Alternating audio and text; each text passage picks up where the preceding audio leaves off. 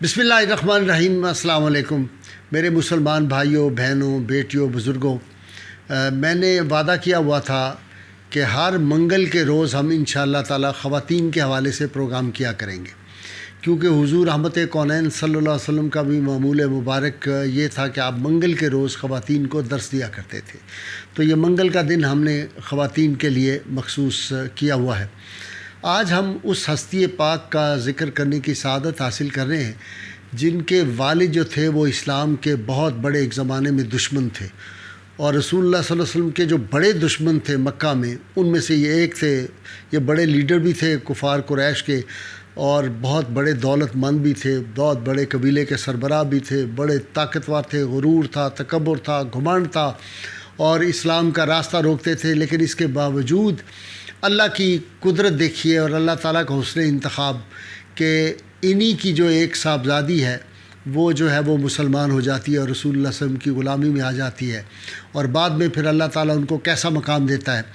اس خاتون کا نام تھا رملہ بنت ابی سفیان، اور ان کی کنیت جو ہے وہ ام حبیبہ رضی اللہ تعالیٰ عنہ ہے۔ ان کی پہلی شادی جو تھی وہ عبید اللہ بن جہش سے ہوئی تھی، اور وہ بھی مسلمان ہو گئے۔ اور یہ دونوں جب اسلام پہ بہت سختیاں بڑھیں، ابو سفیان نے، ان کے قبیلے کے لوگوں نے کوشش کی کہ یہ دین اسلام سے پھر جائیں اور رسول اللہ صلی اللہ علیہ وسلم کے دامن غلامی سے نکل آئیں، لیکن انہوں نے کہا جو مرضی ہو جائے، اگر زندگی میری ختم کر دی جائے، مجھے قتل کر دیا جائے، میرے ٹکڑے ٹکڑے جسم کے کر دیے جائیں، پھر بھی میں رسول اللہ صلی اللہ علیہ وسلم کی غلامی سے باہر نہیں آؤں گی۔ وہ جو ہے نا غلامان محمد صلی اللہ علیہ وسلم، وہ غلامان محمد جان دینے سے نہیں ڈرتے، یہ سر کٹ جائے یا رہ جائے پرواہ نہیں کرتے، وہ ان کا بھی حال تھا۔ خیر، یہ دونوں میاں بیوی جو تھے، یہ دونوں حبشہ کی طرف، جو مسلمانوں کی پہلی جماعت نے ہجرت کی، یہ بھی وہاں چلے گئے۔ وہاں پہ یہ تھے، اور پیچھے سے ابو سفیان نے اپنا سفیر بھیجے اور حضرت شاہ نجاشی رضی اللہ تعالیٰ عنہ سے کہا کہ ان لوگوں کو واپس کریں، یہ ہمارے مفرور ہیں، لیکن انہوں نے واپس بھیجنے سے انکار کر دیا۔ وہ سفیر جو گئے تھے قریش مکہ کے، انہوں نے جا کے ان کو گمراہ کرنے کی کوشش، کہا جی حضرت عیسیٰ علیہ السلام کے بہت خلاف ہیں، سیدہ مریم کے بارے میں بڑی گستاخانہ باتیں کرتے ہیں۔ تو جو تھے، انہوں نے نجاشی نے اپنے دربار میں بلایا، اور وہ جو حضرت جعفر طیار رضی اللہ تعالیٰ عنہ کا مشہور واقعہ ہے کہ انہوں نے جا کے پھر بتایا تھا کہ اسلام کیا ہے، اور یہ ساری بات جو تھی، جا کے سورہ مریم کی آیات تلاوت کی، تو وہ مسلسل شاہ نجاشی کی آنکھوں سے آنسو تھے، اور اس نے ایک تنکا اٹھا کے کہا کہ خدا کی قسم، جناب عیسیٰ کے بارے میں جو کچھ قرآن نے کہا ہے، نہ وہ اس تنکے سے کی حد تک بھی، اس سے نہ زیادہ ہے نہ کم ہے، اتنا بھی فرق نہیں ہے۔ بالکل صحیح انہوں نے بیان فرمایا، اور وہ اسلام لے آئے تھے، آپ کو پتہ ہے مشہور واقعہ۔ وہاں پہ یہ تھے تو بد نصیبی تھی، عبید اللہ بن جہش جو تھے وہ، انہوں نے نصرانی مذہب قبول کر لیا وہاں پہ۔ انہوں نے اپنی اہلیہ سے، ان سے کہا، حضرت ام حبیبہ سے، کہ یا تو تم میرا مذہب اختیار کر لو یا مجھ سے طلاق لے لو۔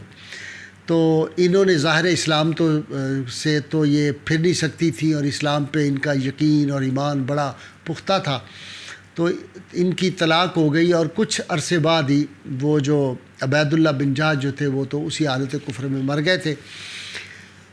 یہ اکیلی وہاں پہ تھیں اور بہت پریشان حالت میں تھیں۔ ایک دن کیا ہوا کہ اچانک ان کا دروازہ جو تھا وہ کھٹکھٹایا صبح کے وقت کسی نے، تو یہ اپنے مکان سے باہر نکلی۔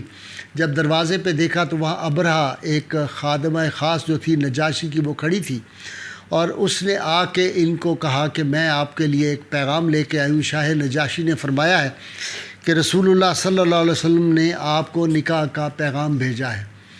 بس یہ ان کے منہ سے لفظ نکلے اس خادمہ سے، تو انہوں نے جلدی سے اپنے جو کانوں کے ان کے زیور تھے وہ بھی اتار دیے، ہاتھوں کے جو کنگن تھے وہ بھی سونے کے اتار دیے، گلے میں ہار تھا، جو کچھ تھا یک دم سارا زیور اس کی نظر کر دیا، اور خوشی سے پھولے نہیں سما رہی تھی، سمجھ نہیں آ رہی تھی، اتنی ان کی خوشی سی کہ پوری ظاہر ہے کائنات کی خوشیاں مل گئیں، رسول اللہ صلی اللہ علیہ وسلم سے نسبت ہو جانی۔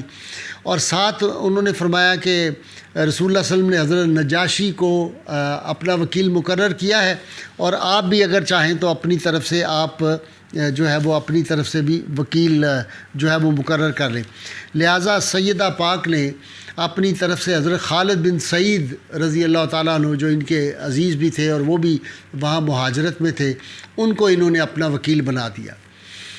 نکاح کی تقریب بادشاہ کا بڑا پرشک و محل تھا، اس میں خوبصورت باغ تھا، اس باغ کے اندر تقریب ہوئی، اور اس وقت جو مسلمان مہاجرین وہاں پہ گئے ہوئے تھے وہ بھی، جن میں حضرت جعفر بن ابی طالب وہ جو تھے وہ بھی شریک ہوئے، اسی طرح حضرت خالد بن سعید تو ان کے وکیل تھے، اور عبداللہ بن حذافہ جو تھے یہ بھی شریک ہوئے، اور دیگر صحابیات بھی اس نکاح میں شریک ہوئے۔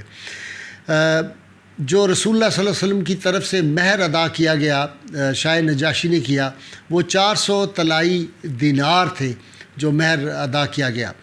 اس کے بعد خطبہ نکاح جو تھا وہ خود حضرت نجاشی نے پڑھا، اور جوابی جو تھا اس خطبے کا جوابی جو خطبہ تھا وہ حضرت خالد بن سعید رضی اللہ تعالیٰ عنہ نے کیا۔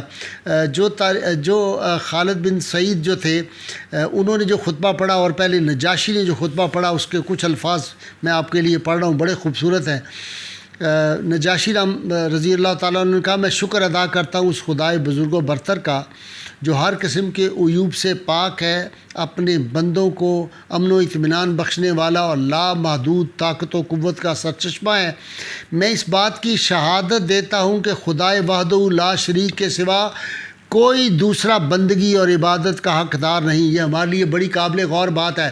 آج کے مولوی اٹھ کے کہتے ہیں کہ فلاں ہستی بھی وحدہ لا شریک ہے، یہاں نجاشی ابھی تازہ مسلمان ہوا کہہ رہا ہے کہ اللہ تعالیٰ کے سوا کوئی وحدہ لا شریک نہیں۔ یہ بات ان مولویوں کے لیے شرم کی ہے، مر جائیں ڈوب کے، جو اس طرح کے عقیدے رکھتے ہیں، جو بعض ہستیوں کو کہتے ہیں وہ خدا ہیں، بعض کہتے ہیں وہ خدا کو پیدا کرنے والے ہیں۔ ان کو یہ شرم کرنی چاہیے اس بات سے۔ اور پھر آگے کہا، اور اس بات کی کہ محمد صلی اللہ علیہ وسلم اس کے بندے اور رسول ہیں، اور اس بات کی کہ وہ انہی کی ذات پاک ہے جس کی بشارت عیسیٰ ابن مریم نے دی تھی۔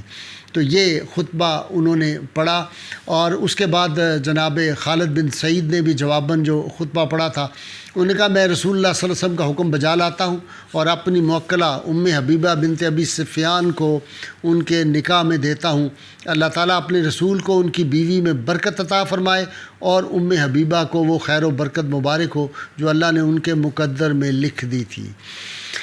اس کے بعد جو تھا وہ جانے لگے سارے صحابہ کرام، اور حضرت جو تھی ام حبیبہ ان کو چھوڑنے کے لیے خالد بن سعید تھا، تو حضرت شاہ نجاشی رضی اللہ تعالیٰ نے کہا، رک جاؤ بھائی، ہمارے ہاں یہ روایت ہے کہ جب کوئی شادی ہوتی ہے تو اس کا کھانا ہوتا ہے ولیمے کا، تو ہم نے کھانا آپ کے لیے کیا ہوا ہے۔ تو بڑا پرتکلف کھانا، سارے جو شرکاء تھے نکاح کے شادی کے ان سب کو انہوں نے کھانا کھلایا۔ حضرت ام حبیبہ جب گھر پہ اپنے پہنچی تو آپ نے اس خادمہ کو بھی بلا بھیجا۔ جب وہ آئی تو حضرت ام حبیبہ نے اس سے وہ جو سونے کے دینار ملے تھے ان میں سے 50 مسکال جو تھے وہ اس ابرہہ جو پیغام لے کے آئی تھی نگاہ کا، اس کو کہنے لگی کہ جس وقت تم آئی تھی میں تو مسافرت میں تھی اور مہاجر تھی، تو میرے پاس تو کچھ تھا نہیں، جو کچھ تھا اس وقت میں نے دیا، لیکن میرا دل نہیں بھرا۔ بڑی سخی تھی یہ دل کی، بہت جواد تھی۔ کہنے لگی یہ تم اور لے لو، یہ 50 مسکال جو دیے، تو ایک مسکال جو ہوتا ہے وہ 2.5 تولے سونے کا ہوتا ہے، گویا آپ یقین کریں کہ یہ کوئی 1.25 لاکھ تولہ سونا بنتا ہے، یہ اس کو دے دیا۔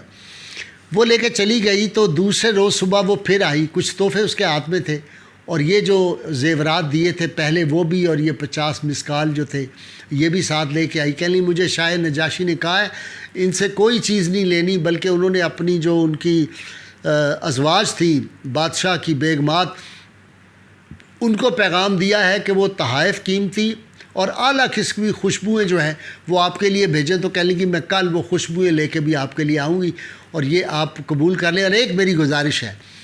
تو سیدہ ام حبیبہ نے فرمایا کہ بتاؤ کیا تمہاری خواہش ہے؟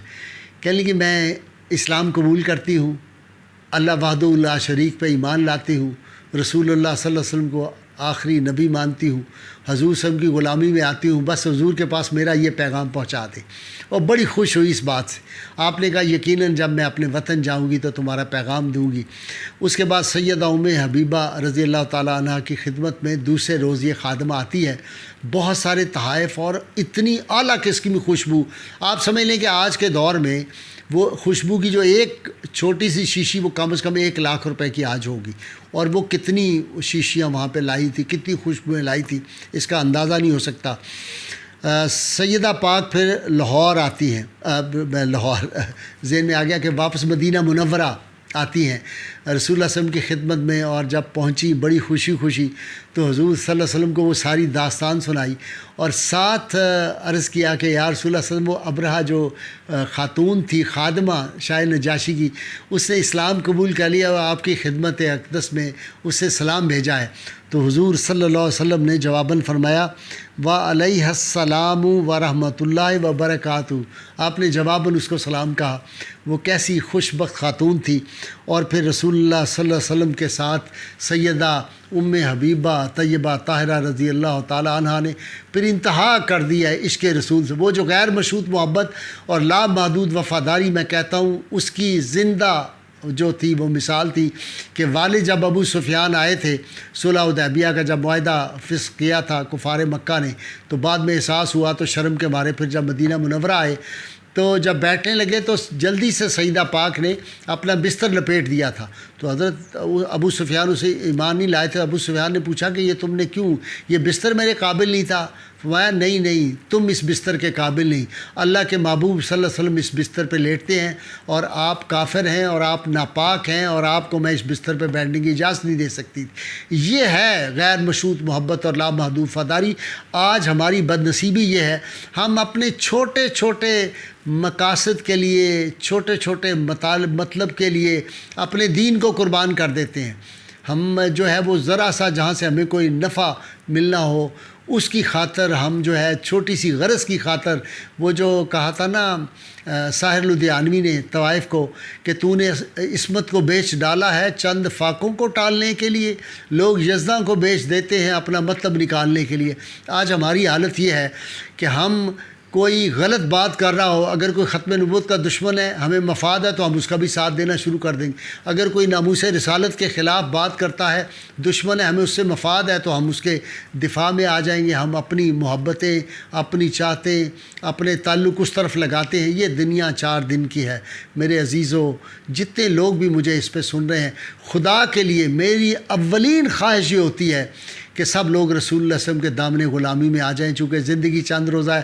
3.5 فٹ جب نیچے جانا ہے، یہ سارے دنیاوی تعلقات، یہ سارے مفادات، یہ ساری دولتیں، یہ سارا لوٹا ہوا مال یہیں رہ جائے گا، کچھ نہیں جائے گا۔ آپ دیکھ لیں گے 2-4 روز تک پاکستان کا ایک آدمی جو ہے جس نے بہت دولت لوٹی ہوئی تھی، اس کی موت کی آپ خبر سن لیں گے، اور پھر آپ یہ دیکھ لیں گے کہ وہ جب جائے گا دنیا سے تو دھیان کیجئے گا کہ اس کے کفن میں کوئی جیب نہیں ہوگی، جو ہم سن رہے ہیں۔